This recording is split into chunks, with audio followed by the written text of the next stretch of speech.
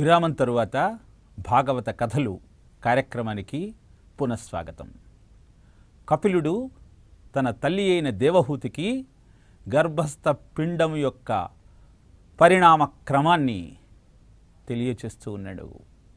వింటున్న దేవహూతి అద్భుతమైన భక్తి యోగం ఒక్కటే ఈ సమస్యకు పరిష్కారం అంటూ భావించింది. తల్లికి అద్భుతమైన ఈ తత్వజ్ఞానాన్ని తెలియచేసిన కపిలుడు అక్కడి నుంచి నిష్క్రమించాడు. అనంతరం దేవహూతి అనన్యమైన భక్తి ప్రపత్తులతో అనునిత్యం అహరహం ఆ విష్ణువు నామాన్ని కీర్తిస్తూ ఆయన గానాన్ని మాత్రమే చేస్తూ జీవనాన్ని పరిపుష్టం చేసుకుని విష్ణు సాయుధ్యాన్ని పొందింది. ఆ మాతృమూర్తి సిద్ధి పొందినటువంటి ప్రదేశాన్ని సిద్ధపదం అంటూ అందరూ పిలువసాగారు. సిద్ధపదంగా ప్రసిద్ధికెక్కినటువంటి అద్భుతమైన ఆ పుణ్యక్షేత్రం భారతదేశంలోనే ఉన్నది. అద్భుతమైనటువంటి ఆ తత్వజ్ఞానానికి వారసులమైన మనం భాగవత కథలలోని ఈ తృతీయ స్కంధం ద్వారా నేర్చుకున్నటువంటి అద్భుతమైన సత్యాలన్నింటినీ అనునిత్యం ఆచరిస్తూ జీవనాన్ని పరిపుష్టం చేసుకునే ప్రయత్నం చేద్దాం. మైత్రేయ మహర్షి విదురునికి ఈ వృత్తాంతాన్నంతా వివరించాడంటూ శుకమహర్షి పరీక్షిత్తు మహారాజుకు తెలియచేశాడు. శౌనకాది మహామునులందరికీ సూత మహర్షి అద్భుతమైన ఈ భాగవత కథలనన్నింటినీ సత్రయాగంలో అంతర్భాగంగా నైమిషారణ్యంలో తెలియచేస్తూ ఉన్నాడు. మనం కూడా అనునిత్యం అద్భుతమైన ఈ భాగవత కథలను వింటూ ఉన్నాం. తృతీయ స్కంధంలో చెప్పినటువంటి ఒక్కొక్క వృత్తాంతం మన అద్భుతమైన జీవనానికి ఒక్కొక్క సోపానంగా నిర్మించుకోవచ్చు.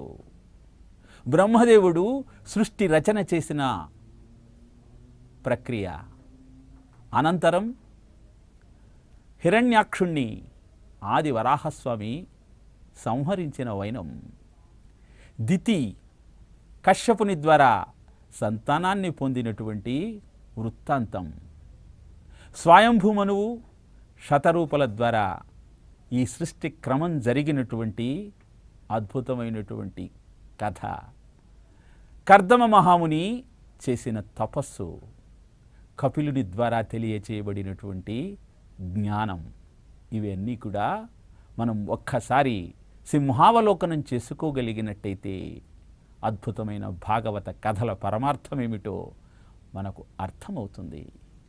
బ్రహ్మదేవుడు సృష్టిని ప్రారంభించి అహంకారంతో సంకల్పం చేసిన మరుక్షణం అవిద్య, మోహము, మహామోహము ఆవిర్భవిస్తే భగవంతుణ్ణి నిర్మలమైన భక్తితో ప్రార్థించిన కారణంగా సనక సనందనాదులు ఆవిర్భవించారు.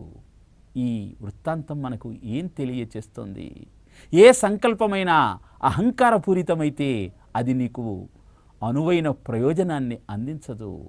అలా కాకుండా ఆ భగవంతుని మీద భక్తితో ఆయనే అన్నింటికీ మూలమని తన నిమిత్తమాత్రుడని తెలుసుకున్నటువంటి మరుక్షణం సనక సనందనాదులు జన్మించినట్టు అద్భుతమైన ఆనందదాయకమైన ఆరోగ్యప్రదమైన ఐశ్వర్యదాయకమైన జీవనం నీ సొంతమవుతుంది. యజ్ఞవరాహమూర్తి బ్రహ్మదేవుని ముక్కు నుంచి ఆవిర్భవించాడు. సృష్టి చేయమని శ్రీ మహావిష్ణువు బ్రహ్మదేవుణ్ణి ఆదేశించాడు. ఈ వృత్తాంతాన్ని వింటున్న మనం ఏమని తెలుసుకోవాలి?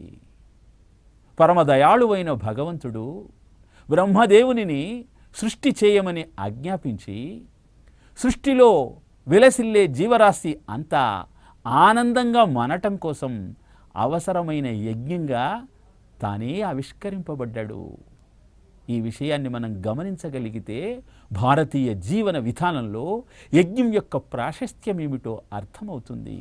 సహయజ్ఞ ప్రజా సృష్ట్వా పురోవాచ ప్రజాపతి అనేన ప్రసవిష్యధ్వం ఏషవోత్విష్ట కామధుక్ అని భగవద్గీత 3వ అధ్యాయం 10వ శ్లోకంలో తెలియజేసినట్టు మనిషిని సృష్టిస్తూనే యజ్ఞాన్ని సృష్టించాడు.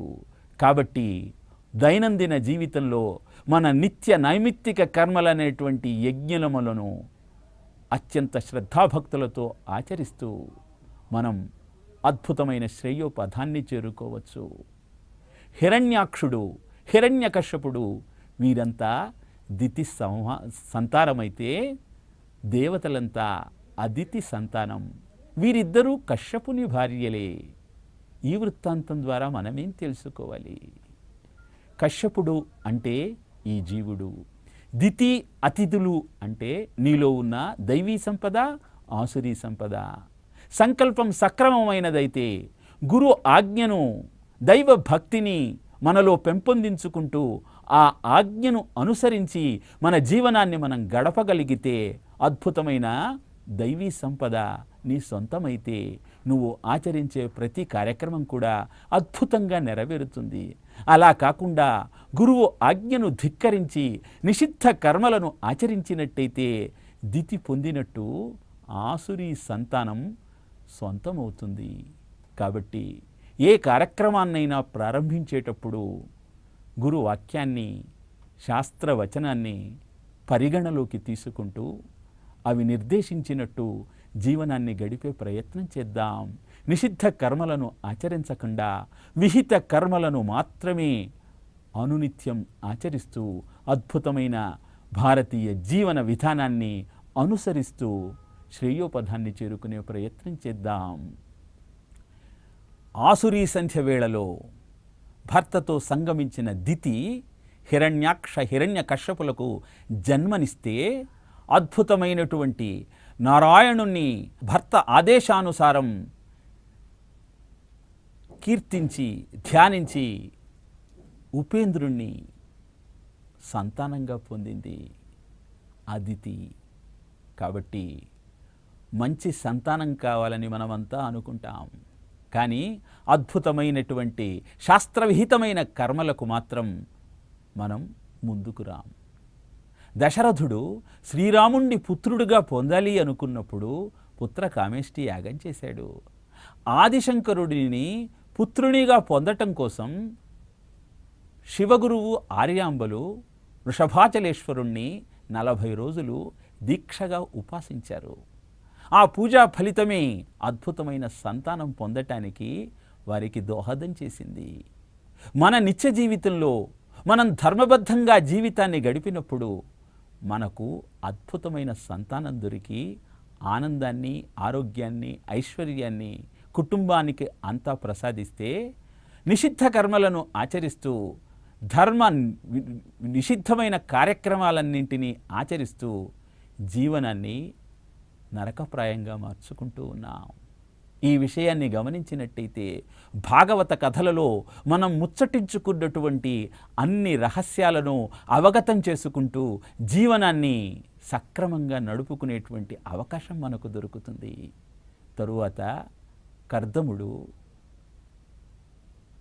వివాహం చేసుకోవాలని సంకల్పించి బ్రహ్మదేవుని ఆదేశానుసారం సృష్టిని పెంపొందించాలనుకున్నప్పుడు శ్రీ మహావిష్ణువు కోసం తపస్సు చేశాడు. ఆ తపస్సు ఫలితంగా అద్భుతమైనటువంటి కన్యక ఆయనకు భార్యగా లభించింది. వివాహం చేసుకునే సమయంలోనే స్వయంభూ మనువుకు తన నియమాన్ని తెలియచేశాడు కర్దమ మహాముని. తాను సంతానాన్ని పొందిన తరువాత సన్యాసాన్ని స్వీకరిస్తానని. అద్భుతమైన ఈ కథ గృహస్థాశ్రమం యొక్క ప్రాశస్త్యాన్ని, వివాహ వ్యవస్థ యొక్క వైశిష్ట్యాన్ని మనకు తెలియచేస్తూ ఉంది. వివాహం చేసుకోవాలనుకున్నప్పుడు గురువుల మాటను, దైవం యొక్క ఆదేశాన్ని, తల్లిదండ్రుల యొక్క ఆమోదాన్ని సంపాదించుకొని ఆ తరువాత వివాహ ప్రయత్నాలు చేయాలి. వివాహం యొక్క ముఖ్య ఉద్దేశం తన కామాన్ని ధర్మబద్ధంగా నెరవేర్చుకోవటం, తద్వారా పొందినటువంటి సంతానం తనకు గయలో శ్రాద్ధం పెట్టి మోక్షానికి మార్గదర్శకమవుతుంది.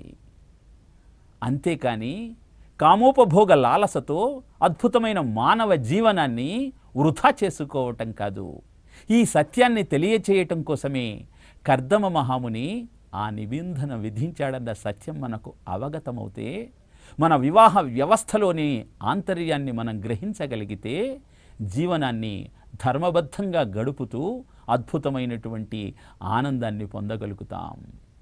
అందుకే స్వయంభూమనువు కర్దమ మహామునితో సంవాదం జరుపుతున్న సమయంలో మొట్టమొదట బ్రాహ్మణులంతా బ్రహ్మదేవుని ముఖం నుంచి ఉద్భవించారని తెలియచేస్తూ, క్షత్రియులంతా భుజమున నుంచి ఉత్పన్నమయ్యారన్నటువంటి విషయాన్ని ప్రస్తావించాడు. ఈ విషయాన్ని మనం జ్ఞాపకం చేసుకున్నట్టయితే ముఖం నుంచి బ్రాహ్మణులు, భుజం నుంచి క్షత్రియులు అన్న పదానికి మనకు అర్థం తెలుసుకోగలుగుతాం. బ్రాహ్మణులు అన్న శబ్దం నీ ఆలోచనకు సంకేతమైతే, నీ కార్యదీక్ష పట్టుదల క్షత్రియ శబ్దానికి నిర్వచనంగా నిలుస్తుంది. ఎక్కడైతే బ్రాహ్మణత్వము క్షత్రియత్వము కలిసి సహజీవనం చేస్తాయో అక్కడ విజయం నీ సొంతమవుతుంది. అద్భుతమైనటువంటి పట్టుదల, అద్భుతమైన ఆలోచన, ఈ రెండింటి మిశ్రమమే నీ జీవన పథానికి విజయంగా ఆవిష్కరింపబడుతుంది.